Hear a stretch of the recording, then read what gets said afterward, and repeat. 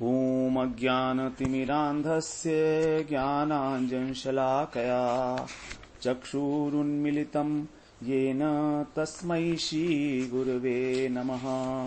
वन्देऽहं श्रीगुरो श्रीयुत्पदकमलं श्रीगुरून् वैष्णवांश्च श्रीरूपं साग्रजातं सहगण रघुनाथान्वितं तं सजीवं साद्वैतं सावधूतं परिजनसहितं कृष्ण चैतन्यदेवं श्रीराधा कृष्णपादान् सहगण ललिता श्रीविशाखान्वितांश्च वेणुकरान्निपतितः स्खलितं शिखण्डं भ्रष्टं च पीतवसनं ब्रजराजसूनो यस्या कटाक्षशर्पातु विमूर्छितस्य तां राधिकां परिचरामि कदा रसेन। हरे कृष्ण। सर्वप्रथम मैं अपने गुरुपाद पद ओम विष्णुपाद अष्टोत्तर शत श्री श्रीमद् भक्तिवेदांत माधव गोस्वामी महाराज के चरण कमलों में अनंत कोटि दंडवत प्रणाम ज्ञापन करता हूं। हम लोग श्री प्रेम भक्ति चंद्रिका का श्रवण कर रहे हैं, नरोत्तम दास ठाकुर के द्वारा विरचित, जिस ग्रंथ में ठाकुर महाशय ने रागानुगा भक्ति का प्रतिपादन करते हुए कृष्ण प्रेम किस प्रकार से प्राप्त किया जाए उसकी बहुत ही सार गर्भित व्याख्या की है। विधि और निषेध सब बताए हैं। तो हमारा जो प्रकरण है एकांतिक भक्ति प्रकरण, इसमें विशेष रूप से कि क्या हमें करना चाहिए और क्या नहीं करना चाहिए, क्योंकि जब हमारा लक्ष्य क्लियर है, हमें कृष्ण प्रेम की प्राप्ति करनी है, ब्रज भाव की प्राप्ति करनी है, तो हमें उस रास्ते में, उस लक्ष्य तक पहुंचने वाला जो रास्ता है, उस रास्ते में आने वाली जो बाधाएं हैं, जो व्यवधान हैं, उनके प्रति सावधान होना पड़ेगा। तो आवश्यकता है केवल सावधानी की। यदि हम सावधान हैं, भजन कर रहे हैं और सावधान नहीं हैं, तो हम कहीं ना कहीं अटक जाएंगे, फंस जाएंगे। तो हम कहां कहां फंस सकते हैं, इसी बात को स्पष्ट कर रहे हैं नरोत्तम दास ठाकुर। उन्होंने पहले कहा कि कर्मी ज्ञानी योगी इन सब का संग ना करो, क्योंकि कर्म मार्ग, ज्ञान मार्ग और योग मार्ग, इससे कृष्ण प्रेम की प्राप्ति नहीं होगी। चित्त शुद्धि जरूर होगी, ब्रह्म सायुज्य मिल जाएगा, परमात्मा सायुज्य मिल जाएगा, लेकिन कृष्ण प्रेम की प्राप्ति नहीं होने वाली है। इसीलिए हमको बार बार चेतावनी दे रहे हैं, अन्य देवी देवता का पूजन ना करो, क्योंकि अन्य देवी देवता का पूजन करने से हमारी जो भक्ति है, शुद्ध भक्ति है, वो ढक जाती है। कर्म ज्ञान कर्मादि अनावृतम, तो शुद्ध भक्ति क्या है? जो ज्ञान और कर्म से अनावृत हो। तो कर्म के द्वारा भक्ति दो प्रकार से ढकती है, भय के कारण और लोभ के कारण। हम सोचते हैं कि यदि हमने अन्य देवी देवता का पूजन कर लिया, उनका भजन कर लिया, तो हमारी भक्ति और बढ़ेगी। ये लोभ है, और वास्तव में ऐसा होगा नहीं। इसमें हमारी अनन्यता की हानि हो जाएगी, क्योंकि भगवान तो कहते हैं माम च यो अव्यभिचारेण भक्ति योगेन सेवते, जो मुझे अव्यभिचारी भक्ति के द्वारा मेरा सेवन करता है। अव्यभिचारी भक्ति का मतलब अनन्य, जहां पर अन्य नहीं है वहां पर है अनन्यता। अब यदि वहां पर देवी देवता हैं तो फिर अनन्यता कैसे सिद्ध होगी? इस विषय में ही बताया गया कि अन्य जितने भी देवी देवता हैं वो सभी भगवान के अंश हैं, भगवान के आधिकारिक जीव हैं, जो इस सृष्टि का पालन, इस सृष्टि का संहार, इस सृष्टि का सृष्टि करने के लिए जो है कार्यरत है। तो उनका हमें आदर करना है, आदर बुद्धि से, लेकिन उनका भजन नहीं करना है हमको। भजनीय वस्तु तो एकमात्र सर्वश्रेष्ठ भजनीय वस्तु एकमात्र भगवान श्री कृष्ण ही है। तो इस संबंध में जब हम लोगों ने गीता में श्रवण किया था, तो हमने बात की थी वहां पर शिव जी की भक्ति और दुर्गा की भक्ति, गणेश जी की भक्ति, हनुमान जी की भक्ति, इसके विषय में हम लोगों ने बात की थी कि ये सब अनन्यता की हानि होती है इससे, तो हमको ये नहीं करना है। तो कई लोगों का जो है प्रश्न आया था मेरे पास, और यहां तक भी मुझे कहा गया था कि तुम हमारी देवी की निंदा करते हो, शंकर की निंदा करते हो, तुमको तो नरक में भी जगह नहीं मिलेगा।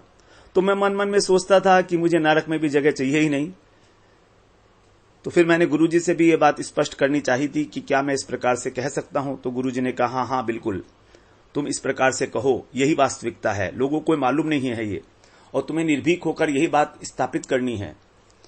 तुम्हें किसी से कोई डरना नहीं है, किसी भी प्रकार से कभी भी सिद्धांतों के साथ समझौता नहीं करना है। ये गुरुजी का आदेश था मेरे को।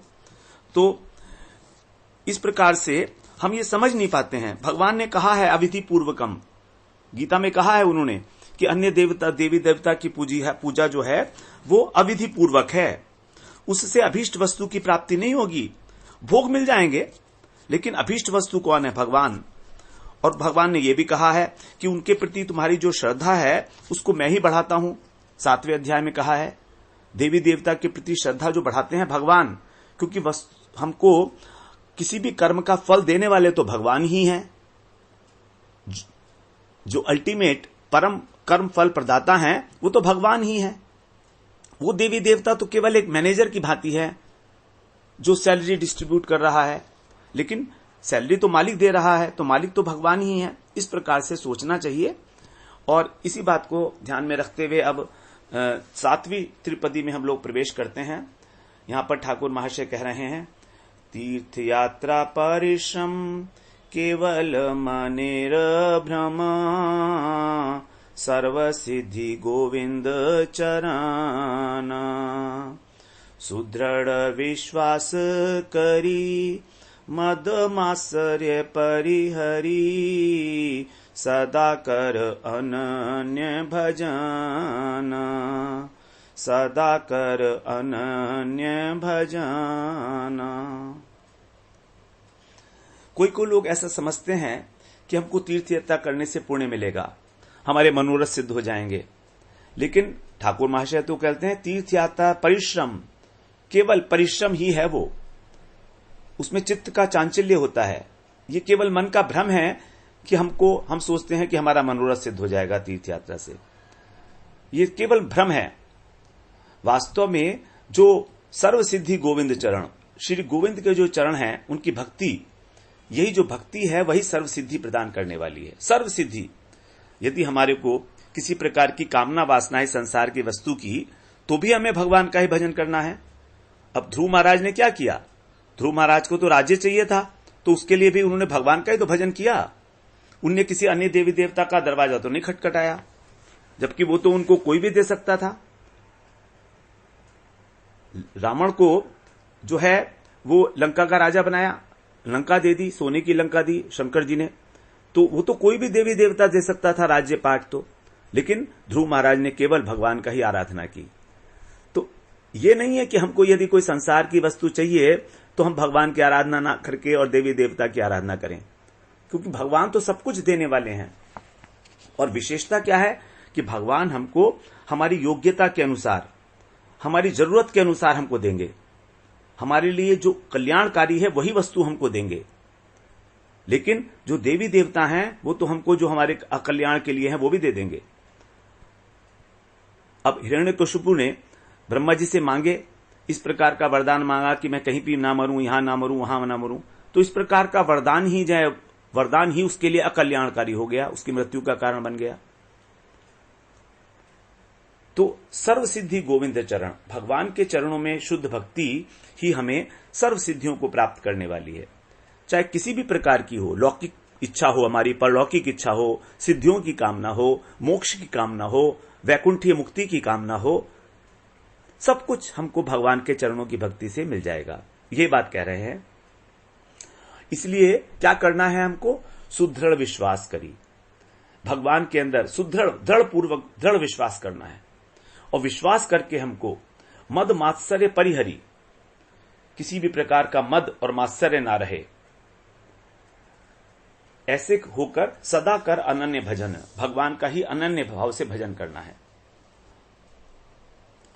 तो हमें केवल जो है भगवान का ही भजन करना है, और भगवान का भजन करने के लिए हमको मद और मात्सर्य इनको भी दूर रखना चाहिए।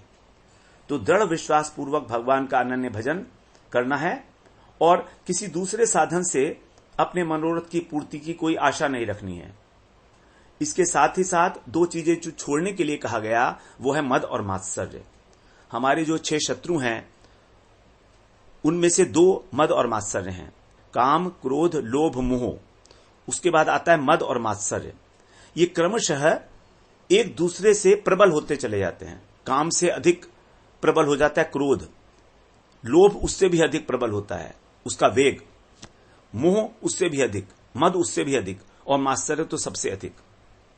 मात्सर्य का मतलब है कि दूसरे के उत्कर्ष को सहन न कर पाना, ईर्ष्या करना। यदि कोई हमसे आगे बढ़ गया, मत्तः सरती, उसको बोलते हैं मात्सर्य, कि मुझसे आगे सरक गया। तो दूसरे के उत्कर्ष को न सहना ये प्रवृत्ति है, इसको त्याग करना चाहिए। और मद का मतलब है अहंकार। तो 4 प्रकार, जो कुंती जी ने 4 प्रकार के मद बताए हैं। जन्म, ऐश्वर्य, श्रुत, श्री। जन्म, ऐश्वर्य, श्रुत, श्री भी रेद माने है मदय पुमान। जन्म का मद कि मैं उच्च कुल में पैदा हुआ, ऐश्वर्य कि मेरे पास देखो कितना वैभव है, कितना धन है, कितने नौकर चाकर हैं, कितने मकान हैं, कितनी फैक्ट्रियां हैं। जन्म, ऐश्वर्य, श्रुत। श्रुत का मतलब है विद्वत्ता, जो कुछ भी हमने पढ़ाई की है। जन्म, ऐश्वर्य, श्रुत, श्री। श्री का मतलब है सौंदर्य। कुछ लोग सुंदर होते हैं, उनको इसी बात का मद हो जाता है। तो इस प्रकार से इस मद को छोड़कर सदा कर अनन्य भजन। भजन के लिए योग्यता ही तब मिलेगी जब हम मद और मात्सर्य को छोड़ेंगे। भगवान का भजन अनन्य कैसे हो सकता है यदि हम अपने अहंकार के अनुमत्त हैं? हमारी तो गर्दन ही नहीं झुकेगी भगवान के विग्रह के आगे। और उसके लिए तो बताया गया है, यमराज ने बताया है कि उनको मेरे पास ले आना तुम। जिसकी गर्दन एक बार भी, जिसका सिर एक बार भी भगवान के आगे नहीं झुकता है, केवल उन्हीं लोगों को तुम मेरे पास लाना। यमदूतों को स्पष्ट आज्ञा दे दी है यमराज ने। जिन्होंने विष्णु के लिए किए जाने वाले जो कर्म हैं कभी किए ही नहीं, अकृत विष्णु कृत्यान, विष्णु की प्रसन्नता के लिए, भगवान की प्रसन्नता के लिए जो किए जाने वाले कर्म हैं, जिसने किए ही नहीं है, ताना नध्वम, उन्हीं को मेरे पास लाया करो। अब यहां पर हम लोग इसका श्रवण करते हैं। तीर्थ यात्रा परिश्रम केवल मनेर भ्रम, सर्व सिद्धि गोविंद चरण। जब हम तीर्थों में जाते हैं तो क्या होता है? हमारा चित्त चंचल होता है। पहले रिजर्वेशन कराओ, वहां पर फिर स्टे के लिए अरेंजमेंट देखो, फिर खाने पीने की व्यवस्था देखो, फिर ये देखो, फिर वो देखो, सारी चीजें चाहिए हमको। तो चित्त का चांचल्य होगा। लोगों से मिलो, अलग अलग चेहरे होंगे, अलग अलग उनके भाव होंगे। तो कह रहे ये सब परिश्रम है, तीर्थ यात्रा परिश्रम। अब ये परिश्रम करोगे तो तुम फिर भजन कब करोगे? इसलिए कह रहे हैं कि अपने घर में बैठ के, वृंदावन धाम में बैठकर स्थिर भाव से सत्संग करते हुए महत् पुरुषों का अनन्य भजन करो। जो हम सोचते हैं कि हमको सब कुछ मिल जाएगा तीर्थ यात्रा करने से, ये केवल मन का भ्रम है एक। तो अब यहां पर तीर्थ और धाम को समझ लेना चाहिए। धाम होता है भगवान का अपना घर, जैसे वृंदावन धाम है। वृंदावनम परित्यज्य पाद एकम न गच्छति। भगवान ने कहा मैं वृंदावन छोड़कर कहीं जाता ही नहीं है। जो जाते हैं मथुरा और द्वारका, वो कोई और कृष्ण है, वो ब्रजेंद्र नंदन श्याम सुंदर नहीं है, वो तो वासुदेव कृष्ण है, वासुदेव हैं वो। तो ब्रजेंद्र नंदन श्याम सुंदर तो कभी ब्रज छोड़ के जाते ही नहीं है, वो तो नित्य विराजमान है, उनका घर है, ये नित्य घर है। तो उसी प्रकार से नवदीप महाप्रभु का जो स्थान है, और नीलाचल, क्योंकि महाप्रभु वहां पर रहे हैं 11 वर्ष तक, 12 वर्ष तक वहां पर ज्यादा रहे हैं। तो नीलाचल में, अर्थात नीलाचल का मतलब है पुरी, जगन्नाथपुरी। और जो राम के भक्त हैं उनके लिए कह सकते हैं हम अयोध्या, चित्रकूट, ये धाम है। तो ये जो धाम है ये हमारे भाव के अनुकूल होता है, शुद्ध भक्ति के, रागानुगा भक्ति के अनुकूल। इसीलिए इन धामों के अतिरिक्त जो भी है वो सब तीर्थ यात्रा है, तीर्थ है। तीर्थ वास्तव में वो होता है जहां पर भगवान कभी गए हैं, उनके कदम पड़े हैं, अथवा भगवान के भक्तों के कदम पड़े हैं, उसको तीर्थ कहा जाता है। तीर्थ में भगवान रहते नहीं है जाकर, रहते भगवान धाम में है अपने। तो इस प्रकार से इन धामों को जो है हमें इस तीर्थ यात्रा परिश्रम से नहीं विचार करना चाहिए। तो हमें धाम में रहना चाहिए, क्योंकि रूप गोस्वामी ने कहा ही है उपदेशामृत के 8वें श्लोक में, तिष्ठन ब्रजे तदनुरागी जनानुगामी कालम नयत अकिलम इति उपदेश सारम, कि ब्रज में निवास करते हुए जो रागात्मिक जन हैं, उनके जो अनुयायी हैं, उनके जो अनुगमन करने वाले हैं, रूप गोस्वामी, सनातन गोस्वामी, उनके अनुगत्य में जो गुरुजन हैं, उनका अनुगत्य करते हुए हमको अपना कालम ने सारा जो समय है उसको व्यतीत करना चाहिए। यही उपदेशों का सार है। तो हमें इस प्रकार से भजन करना है। और 64 भजन के अंग जो बताए हैं, भक्ति के अंग रूप गोस्वामी ने, उसमें 5 जो अंग हैं वो तो प्रेम प्राप्ति के लिए शक्तिशाली साधन है। उनमें से जो ब्रज में वास है वो तो अत्यंत श्रेष्ठ है। चैतन्य चरितामृत में बताया है, साधु संग नाम कीर्तन भागवत श्रवण मथुरावास श्री मूर्तिर श्रद्धाए सेवन सकल साधन श्रेष्ठ ए पंच अंग कृष्ण प्रेम जन माय ए पांचेर अल्प संग। कृष्ण प्रेम उपजाने के लिए जो 5 अंग हैं, इनका जो संग करना, अल्प संग भी हमारे को कृष्ण प्रेम देने वाला है। सभी साधनों में सर्वश्रेष्ठ साधन है। नंबर 1 साधु संग, जो सदातीय आश्रय स्निग्ध और हमसे श्रेष्ठ साधु हैं, उनका संग करना। नंबर 2 नाम संकीर्तन। नंबर 3 भागवत श्रवण, हरि कथा का निरंतर श्रवण। नंबर 4 मथुरा वास। और नंबर 5 श्री मूर्ति श्रद्धाए सेवन, श्रद्धा पूर्वक श्री विग्रह का सेवन करना, श्री विग्रह की पूजा करना, उपासना करना। तो ये 5 जो अंग बताए गए हैं, ये हैं कृष्ण प्रेम प्राप्ति के लिए साधन। तो अब हमें देखना है हम इनमें से क्या कर रहे हैं। हम कृष्ण प्रेम तो चाहते हैं, लेकिन क्या हमारा इन साथ हो रहा है? यदि हमें मथुरावास नहीं मिल रहा है तो उसके लिए तो महाजनों ने कहा है कि मन से मथुरा में वास करो।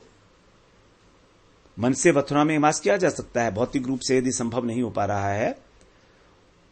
और मन से वास करने के लिए मथुरा में आते जाते रहो, वृंदावन में, धाम में आते रहो। कार्तिक में, पुरुषोत्तम मास में, कभी भी जब उत्सव होते हैं या वैसे भी, तो जब आते रहेंगे तो हमारी जो प्रीति हो जाएगी धाम से। जो लीला स्थल पर हम लोग जाएंगे तो उनका हमें स्मरण होगा जब हम भजन करेंगे। तो भजन करते हुए जब हमारा मन वृंदावन की गलियों में घूम रहा है तो समझिए वृंदावन में ही है। जब हमारा मन भजन करते हुए गोवर्धन की परिक्रमा करता है, बरसानी की परिक्रमा करता है, वृंदावन की परिक्रमा कर रहा है, तो समझिए कि अब वृंदावन में ही है हम। और साधु संग तो हम लोग चर्चा कर ही आए हैं। नाम कीर्तन तो जो कलयुग का प्रधान युग धर्म यही है। और भागवत श्रवण जो है हमारी श्रद्धा को अत्यंत प्रबल करता है, भगवान के अंदर हमारी निष्ठा को दृढ़ करता है, उनकी महिमा का प्रतिपादन करके कि किस प्रकार भगवान ने अपने भक्तों के साथ अंतरंग लीलाएं की हैं, प्रेममय लीलाएं की हैं। तो उससे हमारा लोभ जागृत होता है भगवान के प्रति।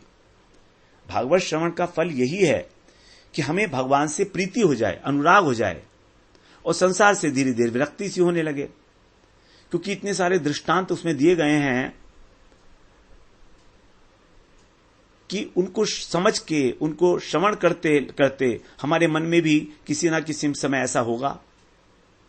अभी नहीं हो रहा है, कोई बात नहीं, लेकिन कम से कम हम अपना उद्देश्य तो ये फिक्स कर सकते हैं ना कि हमें भजन करना है। तो उद्देश्य की बड़ी महिमा है। उद्देश्य को फिक्स करने से फायदा क्या होगा कि हमारे को संसार में आसक्ति कम होनी शुरू हो जाएगी, अपने आप हो जाएगी, क्योंकि वो उद्देश्य की विपरीत है। यद्यपि हमने उद्देश्य अभी प्राप्त नहीं किया, इस तरह की परिस्थिति नहीं है कि हम बहुत भजन कर रहे हैं। जैसे मान लो एक व्यक्ति सोचता है कि मैं बुढ़ापे में भजन करूंगा, अब बार बार यही बात सोचता है कि बुढ़ापे में करूंगा, अभी तो मुझे समय ही नहीं मिलता है, ऑफिस के अंदर जाना है, इतना काम करना है, सब बच्चे हैं, सबका पालन करना है, माँ बाप भी हैं, पत्नी परिवार सब है, सबकी जिम्मेदारी है। तो वो कहते कोई बात नहीं है, तुम इतना तो सोच लो कि बुढ़ापे में भजन करोगे। अब जब सोचोगे कि बुढ़ापे में भजन करोगे तो ये बात यदि तुम्हारे मन में अच्छी तरह बैठ गई तो फिर उसके लिए तैयारी तो तुम्हारे मन में अभी से शुरू हो जाएगी ना। तुम सोचोगे भाई भजन ही करना है, जब छोड़ना ही है सब कुछ, तो फिर इसमें ज्यादा आसक्ति क्या पालनी। आसक्ति तो हम संसार में इसलिए पालते हैं कि हम लगता है कि हम भी हमेशा रहने वाले हैं और ये वस्तु भी हमेशा रहने वाली है। हम अपने को नित्य सोचते हैं, अपने शरीर को, इसलिए हमें आसक्ति हो जाती है। जब ये हमें समझ में आ जाए कि भाई ये चीज तो नश्वर है, मेरा भी पता नहीं है, इस आज हूं कल नहीं हूं, तो कहने के लिए तो हम कह देते हैं लेकिन अनुभव में नहीं आता है। तो इसलिए उद्देश्य का फिक्स करना बड़ा मुश्किल, बड़ा इंपॉर्टेंट है। गीता में भगवान ने यही बात कही है कि एक निष्ठ बुद्धि के द्वारा आप भगवत प्राप्ति का उद्देश्य फिक्स कर लो बस। फिर कहीं ना कहीं किसी ना किसी प्रकार से इस प्रकार की व्यवस्था हो जाएगी, इस प्रकार की परिस्थितियां आ जाएंगी अनुकूल कि आप भजन कर सकेंगे। यदि आपने सोचा ही नहीं है, मनन करके अच्छी तरह से आपने अपने मन में, दिमाग में विचार विमर्श करके ये बात स्थापित नहीं की है, तो भजन क्या करोगे? तो इसलिए कह रहे हैं कि इस धाम का आश्रय लेकर हमको महजनों का संग करना है, नाम संकीर्तन, भागवत श्रवण, मथुरावास। मथुरावास का मतलब वृंदावन, मथुरा, गोवर्धन, कहीं पर भी, बरसाना, राधा कुंड, कहीं पर भी आप वास कर सकते हैं। श्री मूर्ति श्रद्धा सेवन, और श्री मूर्ति का सेवन, एक छोटा सा विग्रह अपने घर में रख सकते हैं।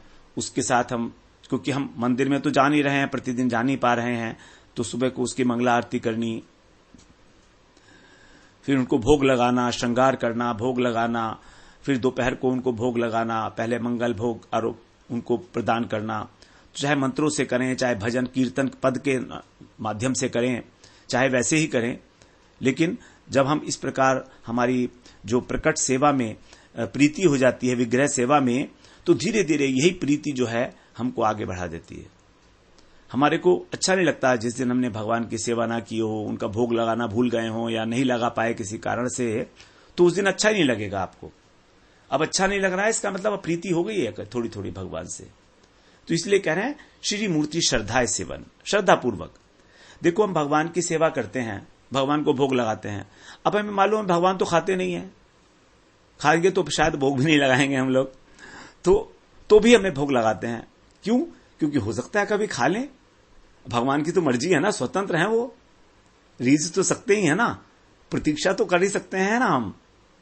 और अभी हमको ये भगवान की जो श्री विग्रह है वो चिन्मय दिखाई नहीं दे रहा है, लेकिन हो सकता है किसी समय पलक झपक जाए भगवान की, हम तो देखते रह जाएंगे। मुस्कुरा दिया अगर उन्होंने तो जरा सा भी, और ऐसा होता है भक्तों के साथ, कभी भी भगवान थोड़ा सा मुस्कुरा देते हैं, बैठे बैठे जरा सा उनकी होठों के ऊपर हंसी आई और आप उनको भोग लगा रहे हैं या आरती कर रहे हैं, बस आप तो मूर्छित हो जाओगे देखकर। तो कभी भी ऐसा हो सकता है, ये तो भगवान की मर्जी है ना। तो इस प्रकार से श्रद्धा सेवन, भगवान की जो विग्रह है उसका छोटा सा एक चित्रपट रख लो, कुछ भी रखो आप। सकल साधन श्रेष्ठ यही पंच अंग, तो ये 5 प्रकार के जो अंग हैं, इसीलिए यहां पर बताया गया मथुरावास। तो मथुरावास, वृंदावन वास को छोड़कर कहीं तीर्थ पर जाना, यदि हम जाते हैं तो वहां पर हमारा जो साधन है, जो अंतरंग साधन है राधा रागानुगा भक्ति का, वो है हमारा भगवान की लीलाओं का चिंतन, स्मरण, मनन करना, स्मरण करना। तो वो तो छूट जाएगा, क्योंकि स्मरण तो एकांत में होता है, स्मरण भीड़ भाड़ में नहीं होता है। जो चिंतन करना है भगवान की लीलाओं का हमका विद एफर्ट्स, यत्न पूर्वक, वो तो केवल जो है एकांत स्थान में किया जा सकता है। भीड़ भड़क्का वाले स्थान में जहां माइक चल रहे हैं और शोरगुल है, वहां तो हो नहीं सकता है। तो वो सब चित्त के लिए विक्षेप का कारण बन जाएगा। तीर्थ यात्रा, उतने समय तक तो हमारा कोई भजन साधन होने नहीं है जितने दिन हम तीर्थ पे गए, तो एक बहुत बड़ा गैप आ जाता है। तो हमको एक गैप क्रिएट नहीं करना है। लेकिन यही तीर्थ, अगर यही आपका आना जो है वृंदावन में हो रहा है तो सफल है, क्योंकि वृंदावन में आके स्मरण नहीं हो रहा है तो भी कोई बात नहीं है, क्योंकि यहां तो साक्षात भगवान की लीला स्थलियों का दर्शन हो रहा है, भगवान के भक्तों का दर्शन हो रहा है, भगवान के श्री विग्रह का मंदिरों में जाकर दर्शन कर रहे हैं हम। तो यही जो है हमारे मन के अंदर स्थान बनाएगा धीरे धीरे। तो इसलिए हमको किसी प्रकार का ये मन में भ्रम नहीं रखना चाहिए कि तीर्थ के अंदर जाकर मुझको ये मिलेगा, मुझको वो मिलेगा, इसलिए मैं तीर्थ यात्रा कर लूं। ये केवल एक हमारे मन की उपज है। मन और इंद्रियां भोग करना चाह रहे हैं बस। कि जरा देख के आए, आश्चर्य है, कौतूहल है हमारे मन में कि देख के आए चारों धाम की यात्रा में क्या मिलता है, उसमें क्या मिलता है। तो यहां पर मैं आपको किसी प्रकार से ये नहीं कह रहा हूं कि आप तीर्थ यात्रा करना बंद कर दीजिए। ये बात केवल उन्हीं के लिए कही जा रही है जो शुद्ध भक्ति में प्रवृत्त हो रहे हैं, जिनके अंदर जो है इस प्रकार का लोभ जागृत हो गया है, भगवान का शुद्ध भक्ति करके और कृष्ण के चरणारविंदों में प्रेम को प्राप्त करने की उत्कट अभिलाषा, लोभ पैदा हो गया है। उनके लिए सावधानी की आवश्यकता है। जो साधारण विषयी लोग हैं उनके लिए तो तीर्थ यात्रा ठीक ही है, क्योंकि कहीं ना कहीं किसी अंश में तो उनके हृदय को शुद्ध होगा ही होगा, पाप तो कुछ कम होंगे ही होंगे। तो यहां पर जो है विशेष रूप से जो बातें कही जा रही हैं वो कृष्ण प्रेम को उद्देश्य में रखकर की जा रही हैं। और ब्रह्मा जी ने जब स्तुति की थी भगवान की दशम स्कंद में, बड़ी सुंदर स्तुति है, वो 14वें अध्याय में है। वहां कह रहे हैं ब्रह्मा जी, ज्ञाने प्रयासमुदुपास्य नमन्त एव जीवन्ति सन्मुखरिताम् भवदीयवार्ताम् स्थाने स्थिता श्रुतिगताम् तनुवाग्मनोभिर् ये प्रायशो जीतोप्यसि त्रैलोक्याम्। भगवान सामने खड़े हुए हैं और कह रहे हैं, ज्ञाने प्रयासम उदपास्य नमन्त एव। हे कृष्ण, जो निर्विशेष ब्रह्म ज्ञान का प्रयास छोड़कर, उदपास्य माने छोड़कर, और नम्रता पूर्वक नमन्त एव आपके शरणागति स्वीकार करके आपके आश्रय में आकर जीवन धारण करते हैं। कैसे जीवन धारण करते हैं? सन्मुख रिताम भवदीय वार्ताम। जो सत पुरुष हैं उनके मुख से जो निश्रित आपकी वार्ता है, भगवदीय माने आपकी जो हरि लीला कथा है, वार्ताएं हैं, उनको सुनते हुए श्रुतिगताम। तो जो महत जन हैं, जो साधु पुरुष हैं, सत्पुरुष हैं, उनके मुख से निश्रित आपकी हरि कथा को सुनते हुए श्रुतिगताम। केवल श्रवण ही उनके लिए एकमात्र साधन है, इसलिए कहा गया श्रुतिगताम। वो श्रवण करने को ही भक्ति का परम साधन मानते हैं।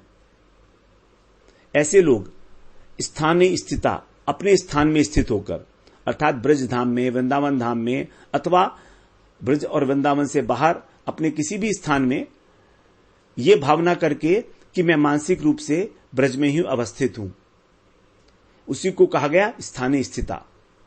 श्रुतिगताम तनुवाक मनोभिर, अपने शरीर के द्वारा, अपनी वाणी के द्वारा और अपने मन के द्वारा, जो आपको सरेंडर कर चुके हैं, जो आपका आश्रय ले लिए हैं, जो आपको नमस्कार करते हैं। अब शरीर से नमस्कार, वाणी से नमस्कार और मन से नमस्कार करते हैं, अर्थात आपका आश्रय ले लेते हैं। वे, ये माने जो ऐसा करते हैं, वे ते माने वे प्रायशोजित, जो अजित भगवान है, जिनको प्राय जीता नहीं जा सकता, उनको भी जीत लेते हैं। इस त्रिलोकी के अंदर जिन्हें जीता ही नहीं जा सकता, उनको भी जीत लेते हैं। तो यहां पर विशेष बात क्या थी? स्थाने स्थिता।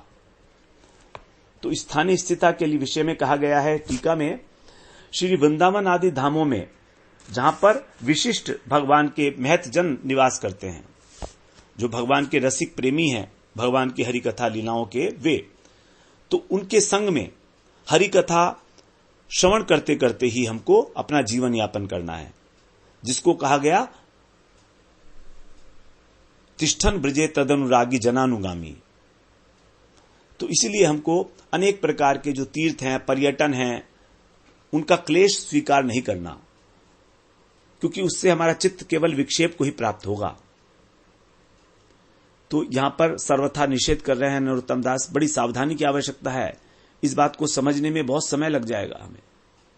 हमें समझ में नहीं आएगा कि हम हरिद्वार क्यों न जाएं, काशी क्यों न जाएं, वो भी तो तीर्थ स्थान है।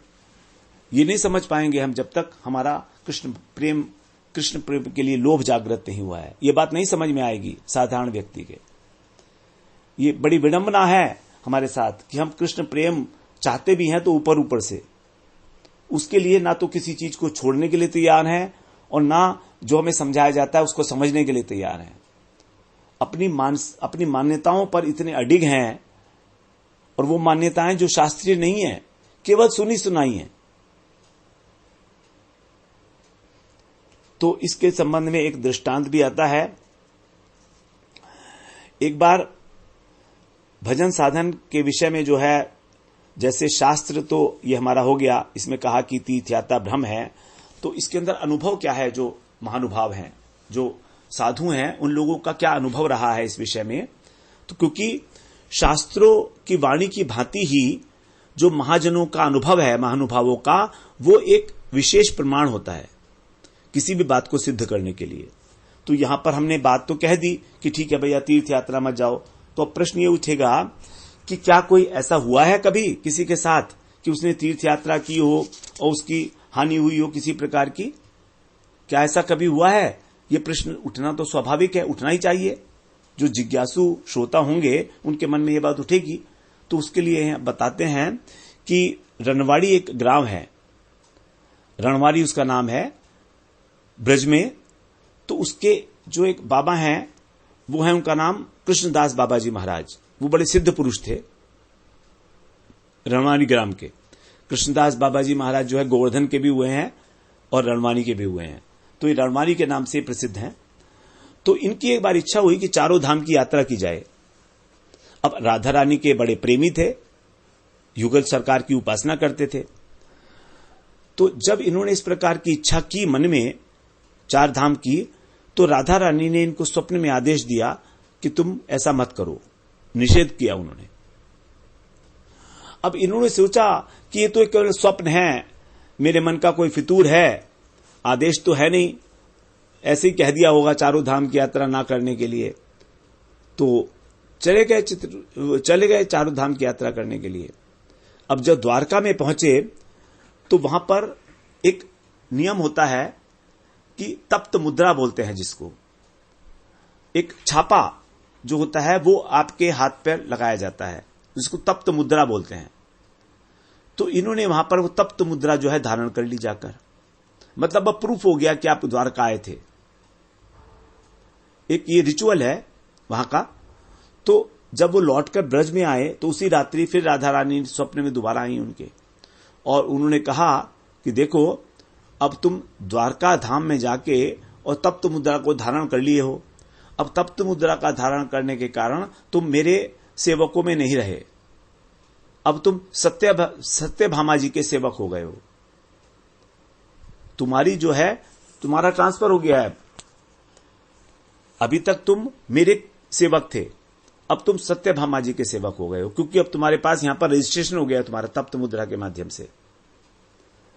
अब इन्हें जो है, जब इनकी आंखें खुली तो इनको बड़ा आश्चर्य हुआ और बड़ा अपने ऊपर जो है क्रोध आया कि मैंने राधा रानी का जो है स्वप्न को स्वप्न मान लिया।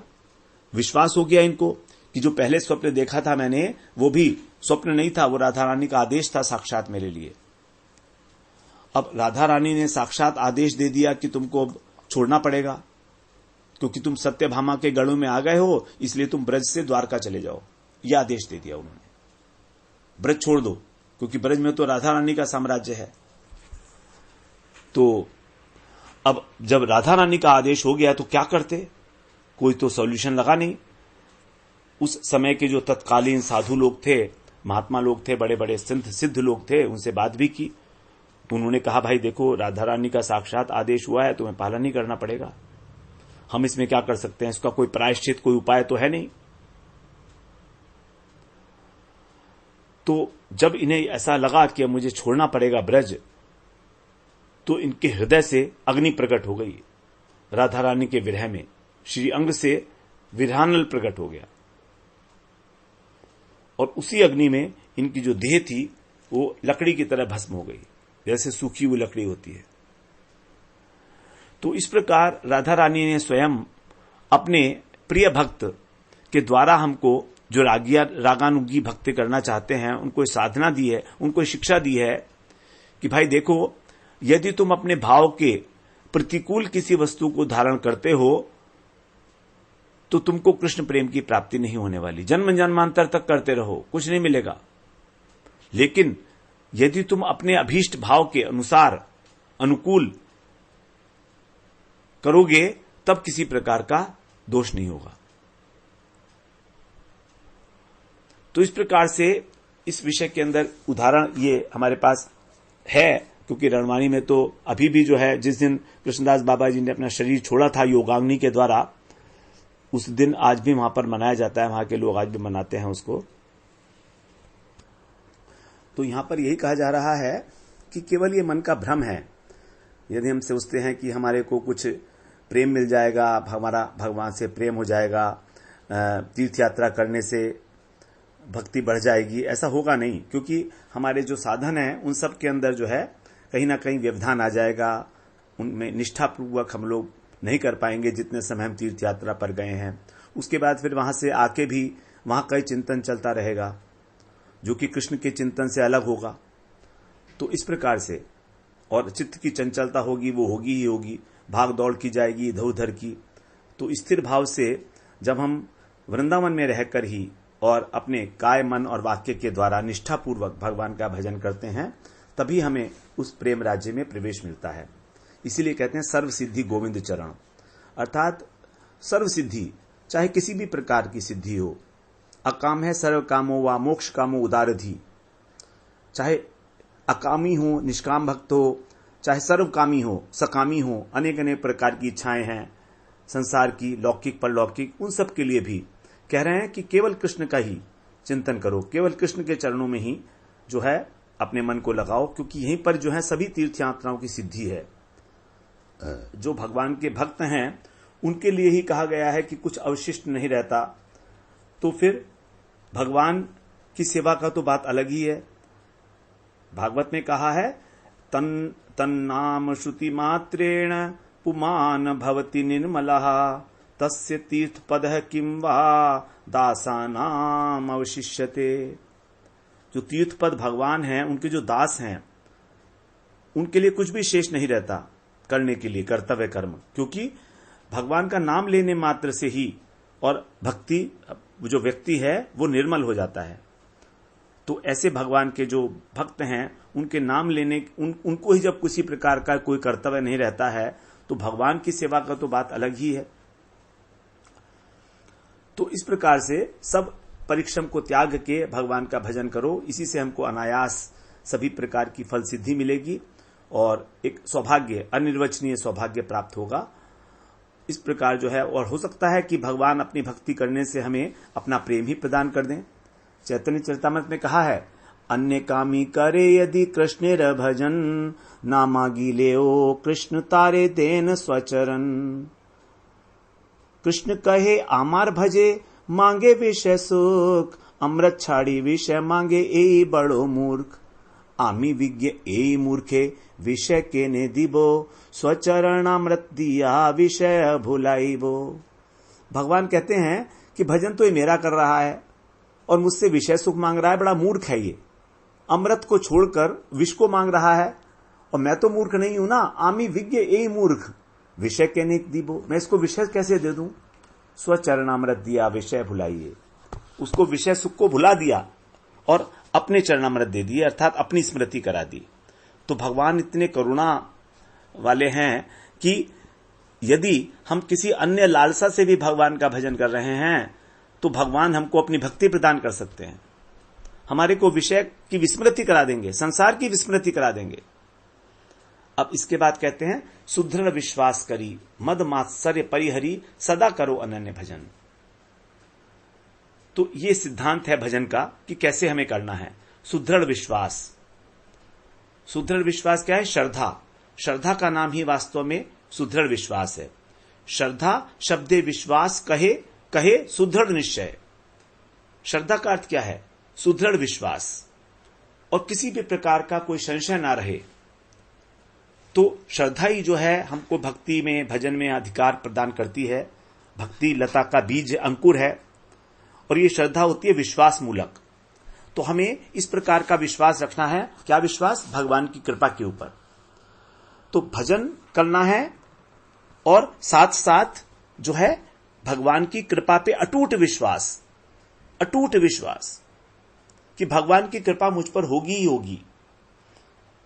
तो श्रद्धा के साथ तीन चीजें साथ साथ चलती हैं।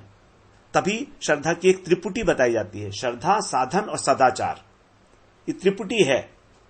तीनों जो हैं अन्योन्याश्रित हैं, एक दूसरे के ऊपर आधारित हैं। जैसे यदि मान लीजिए कोई व्यक्ति बीमार है तो उसको 3 चीजें चाहिए, औषधि, पथ्य और अनुपान। औषधि चाहिए, पथ्य का मतलब निषेध, परहेज, और अनुपान का मतलब टॉनिक इत्यादि। जब बीमारी ठीक हो जाती है तो उसके बाद अनुपान दिया जाता है टॉनिक के रूप में, जिससे वो स्वास्थ्य लाभ करे। तो तीनों चीजें एक साथ हैं। उसी प्रकार से यदि एक की भी कमी होगी तो दोनों व्यर्थ हो जाएंगे। उसी प्रकार से प्रेम, कृष्ण प्रेम प्राप्ति में, परमार्थ में ये त्रिपुटी एक साथ चलती है, तभी हमको पूर्ण लाभ मिलेगा। इन तीनों को एक साथ, जैसे श्रद्धा, भगवान में श्रद्धा है, अब श्रद्धा है तो साधन करेंगे, और साधन के साथ साथ सदाचार का भी पालन करेंगे। जो वैष्णव सदाचार है, वैष्णव सदाचार क्या है? नियमों का पालन करना। सुबह को हमें जल्दी उठना है, मंगला आरती अटेंड करनी है, नहाना है, आहनिक करना है, नहाकर उसके बाद फिर भगवान को भोग अर्पित करके फिर हमको प्रसाद ग्रहण करना है। तो इस प्रकार से बहुत सारी चीजें हैं जो संध्या आरती करनी है। ये नियम जो सदाचार है वैष्णवों का, तो इस सदाचार से हमारा जो भजन है वो परिपुष्ट होता है। भजन में हमको आनंद आने लगता है, क्योंकि हमारा जो हृदय है वो सात्विक हो जाता है। हमारे मन की वृत्ति सात्विक होने से ही हमको भजन में आनंद आएगा। यदि हमारे मन में राजसिक, तामसिक भाव भरे पड़े हैं तो भजन करके हमें रस नहीं आएगा। तो त्रिपुटी है श्रद्धा के साथ, श्रद्धा, साधन और सदाचार। इस बात को हमेशा ध्यान रखना चाहिए।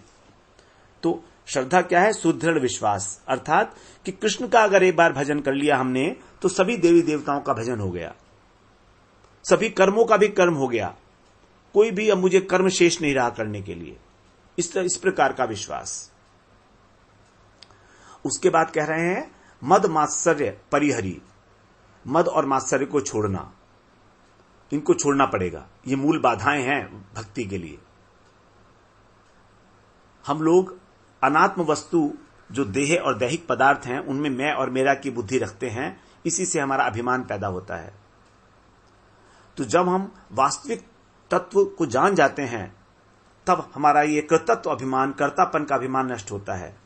जैसे भगवान ने गीता में कहा, प्रकृते क्रियमाणानि गुणै कर्माणि सर्वशः अहंकार विमूढ़ात्मा कर्ताहमिति मन्यते। 3 अध्याय में भगवान ने कहा है 27वें श्लोक में, प्रकृते क्रियमाणानि गुणै कर्माणि सर्वशः, प्रकृति के गुण ही सभी कार्य कर रहे हैं, लेकिन जो अहंकार के द्वारा विमूढ़ आत्मा है वो सोचता है मैं करता हूं।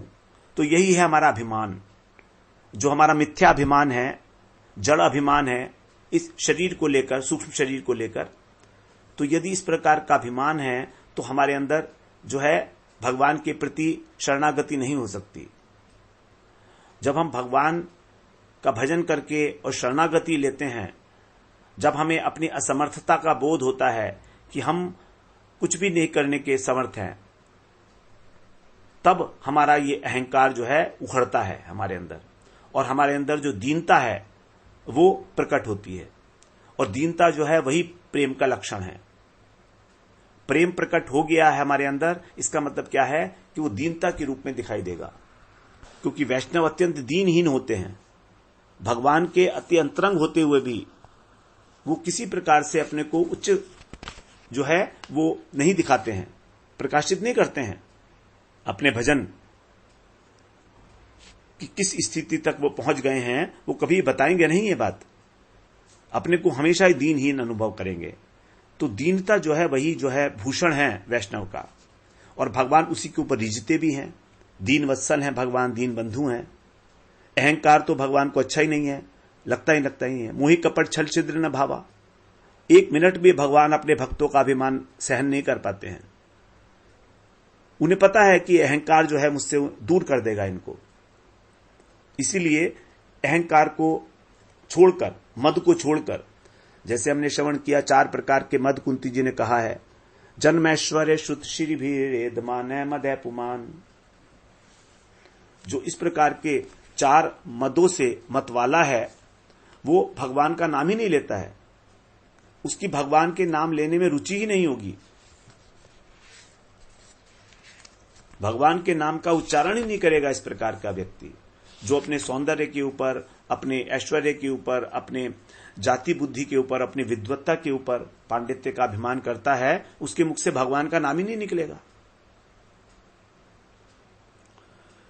तो इस प्रकार से ये मद जो है ये हमारे को दीनता का विरोधक है, और दीनता जो है वो भक्तों का भूषण है। तो इसीलिए इस प्रकार के मद को, सांसारिक अभिमान को, मिथ्याभिमान को, अपने स्थूल शरीर और सूक्ष्म शरीर के अभिमान को हमें छोड़ना होगा। इसके लिए तो भगवत गीता का ही हमें आश्रय लेना होगा। 3 अध्याय का जो 27वां श्लोक है, यदि हम उसको अच्छी प्रकार से समझ लें, ये बात समझ में आ जाए कि प्रत्येक कार्य का कर्ता जो है प्रकृति है, और भगवान ही वास्तव में प्रत्येक कार्य के भोक्ता हैं, हम नहीं हैं। तो ना तो हम कर्ता हैं ना हम भोक्ता हैं। यदि ये बात हमको समझ में आ जाए तो हमारा अहंकार कई अर्थों में शिथिल हो जाएगा। उसके बाद कह रहे मात्सर्य। मात्सर्य का मतलब मत्तः सरति, ये हमारे चित्त में रहता है, और ये यदि हमारे चित्त में है तो हमें भजन में अधिकार ही नहीं मिलता। श्रीमद् भागवत पुराण में तो पहले कह दिया व्यास जी ने, मंगलाचरण में ही, कि भागवत मंदिर में प्रवेश करने का वो अधिकारी ही नहीं है, क्योंकि ये भागवत कैसी है, निर्मत्सराणाम सताम। जो निर्मत्सर पुरुष हैं, जो भगवान के भक्त हैं, सताम, जिन्होंने भगवान का आश्रय लिया है, वही इस भागवत धर्म के अधिकारी हैं। यदि निर्मत्सरता है तो हम भागवत मंदिर में प्रवेश ही नहीं कर सकते, द्वार पर ही हमको रोक लिया जाएगा। अर्थात यदि हम भागवत फिर पढ़ते भी हैं, समझते भी हैं, तो हमें कोई फायदा नहीं होगा, हमको फल की प्राप्ति नहीं होगी, क्योंकि हम तो निर्मत्सर हैं नहीं, ईर्ष्या करते हैं सब लोगों से, दूसरे का उत्कर्ष देख नहीं पाते हैं। तो परोत्कर्षा असहनम इति मात्सर्यम, दूसरे के उत्कर्ष को सहन न कर सकना,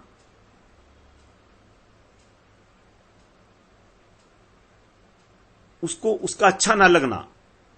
वो हमारे सामने आ जाए तो हमें अच्छा ना लगे, बात करे तो भी अच्छा ना लगे कि मुझसे क्यों बोल रहा है, मुझसे दूर चला जाए। ईर्ष्या का ही जो एक रूप है वो है मात्सर्य।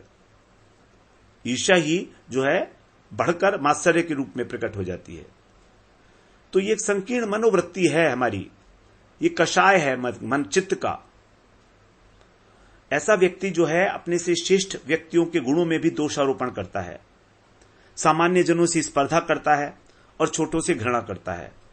3 प्रकार का व्यवहार इसका देखा जाता है। जो उससे बड़े हैं, श्रेष्ठ हैं, उनके गुणों में दोषारोपण करना, सामान्य जो व्यक्ति है उसके साथ स्पर्धा करना, कॉम्पिटिशन, और जो छोटा है उससे घृणा करना अथवा उसकी अवज्ञा करना, उसका अपमान करना। भगवान ने गीता में यह कहा कि जो गुह्यतम ज्ञान है वो केवल अनसूयवे, जिसके अंदर असूया है, असूया नहीं है, उसी को दिया जा सकता है।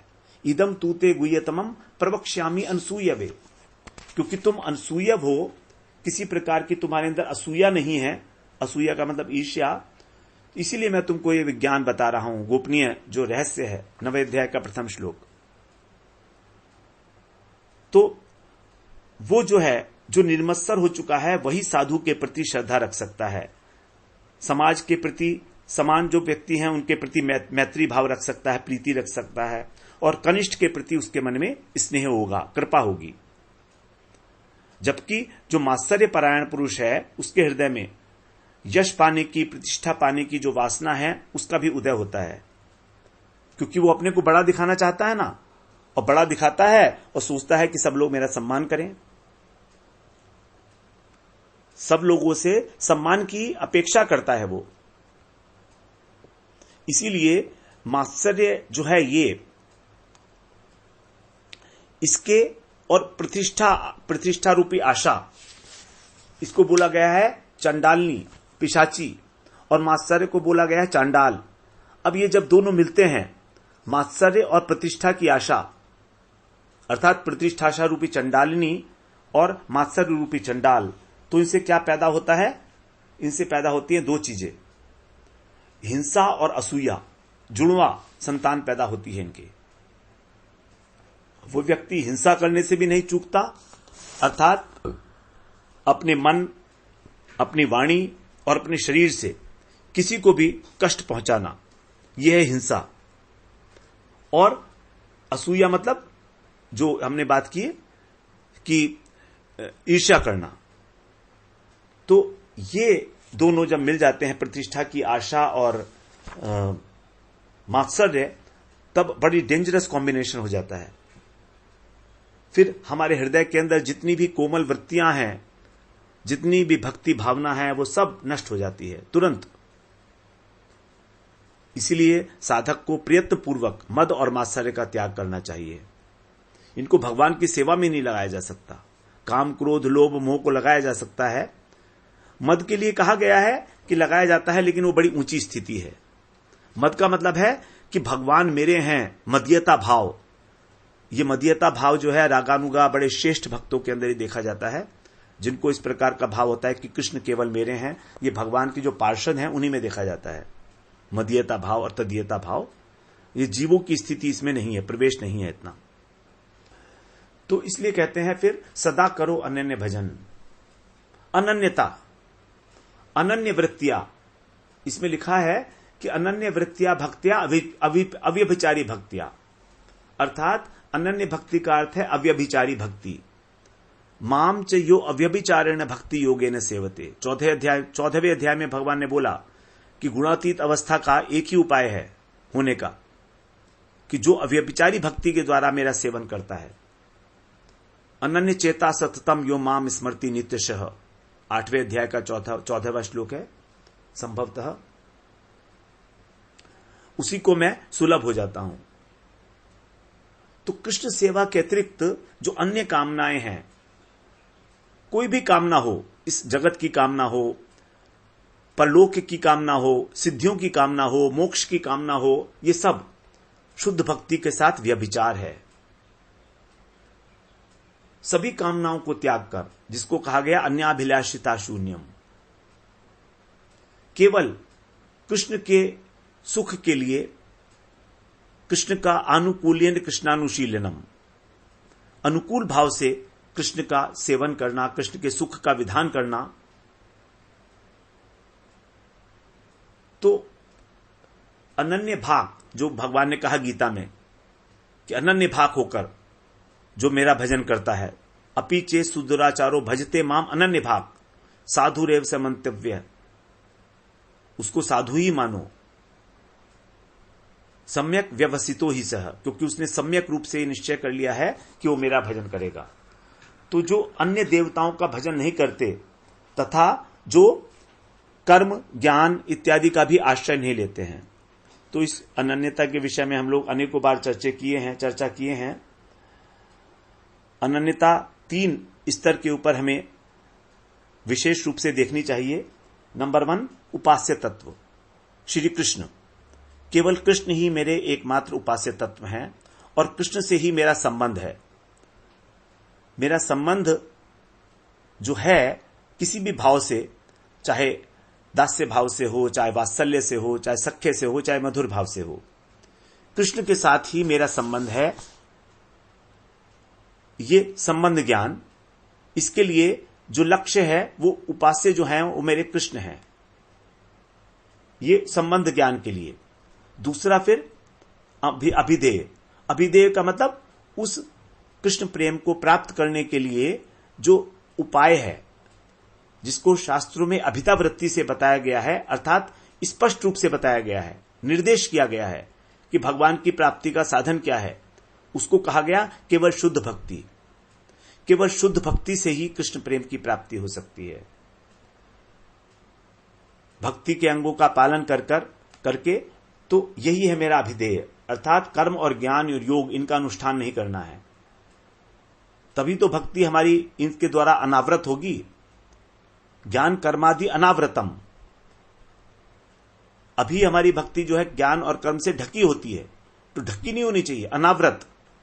तो इनका आश्रय ना लेकर केवल और केवल शुद्ध भक्ति के अंगों का पालन करना। और तीसरा प्रयोजन, प्रयोजन की दृष्टि से केवल कृष्ण का सुख, कृष्ण प्रेम की प्राप्ति करना, तो ये अनन्य भजन है। तो भगवान की सेवा करने के अतिरिक्त अन्य कोई कामना का ना होना, भगवान का प्रेम प्राप्त करने के लिए केवल शुद्ध भक्ति का ही अवलंबन करना और प्रयोजन की दृष्टि से केवल कृष्ण प्रेम की प्राप्ति। हमें कृष्ण की प्राप्ति नहीं करनी है। यदि कृष्ण प्रेम नहीं है तो कृष्ण की प्राप्ति से भी क्या होगा। तो 3 स्तर के ऊपर हमारी जब अनन्यता सिद्ध होती है, इसीलिए कह रहे हैं कि अनन्य भजन, सदा अनन्य भजन। सदा का मतलब निरंतरता, निरंतरता, निष्कामता, ये दोनों बड़े महत्वपूर्ण शब्द हैं। निष्काम भाव से हमें अपना कुछ भी ना चाहते हुए और निरंतर भजन करना चाहिए भगवान का। कृष्ण प्रेम की प्राप्ति इतनी साधारण सुलभ नहीं है सबके लिए। ये जो कृष्ण प्रेम है अत्यंत सुदुर्लभ बताया गया है। भक्ति मिल जाती है, लेकिन भक्ति रस का मिलना, कृष्ण प्रेम का मिलना अत्यंत दुर्लभ है। वो तो केवल जब राधा जी की दासी के रूप में हम अपने को स्वीकार करते हैं, जब इस प्रकार का अभिमान करते हैं, तभी हमको कृष्ण की उपलब्धि होती है, कृष्ण प्रेम की उपलब्धि होती है। तो इस प्रकार से इस त्रिपदी में बहुत सुंदर बताया ठाकुर महाशय ने। और इसके बाद में भी आगे अनन्य भक्ति के लिए कहेंगे 20वीं त्रिपदी में। यही तो अनन्य भक्ति कथा। क्या है भक्ति कथा? अनन्य भक्ति कथा, ऋषिकेशे गोविंद सेवा, ना पूजिबो देवी देवा, यही तो अनन्य भक्ति कथा। अनन्य भक्ति कथा क्या है? वो यही है, ऋषिकेश से गोविंद सेवा। तो जो साधु इस प्रकार से निरंतर अनन्य भाव होकर, अनन्य भाव से भगवान के होकर, भगवान को अपना मानकर भजन करते हैं, वही वास्तव में साधु हैं, यथार्थ साधु हैं। और उन्हीं को उनके अभीष्ट की प्राप्ति होगी, प्रयोजन तत्व की प्राप्ति होगी। तो इस प्रकार से हम लोग यहाँ 17वीं त्रिपदी का श्रवण किया। अगले सत्र में फिर हम लोग 18वीं त्रिपदी में प्रवेश करेंगे।